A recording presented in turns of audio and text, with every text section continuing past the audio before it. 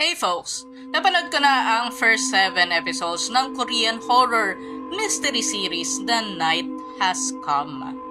12 episodes ito and mapapanood nyo siya sa U Plus Mobile TV. Fresh faces talaga ang cast members dito dahil never ko pa sila napanood sa more than 100k dramas na napanood ko na. This is a story about a retreat that turned into a fight for survival. Students are trapped within the boundary of the building and cannot leave.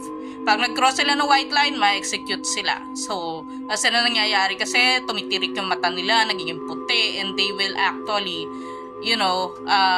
papasilangin nila ang sarili nila. Shit, ang sakulap. Yung iba super morbid and violent talaga. Ang kailangan nilang gawin ay maglaro ng mafia game in real time using their mobile phones. So, dapat at the end of the day, may iboboto silang isa who they think is a member of the mafia.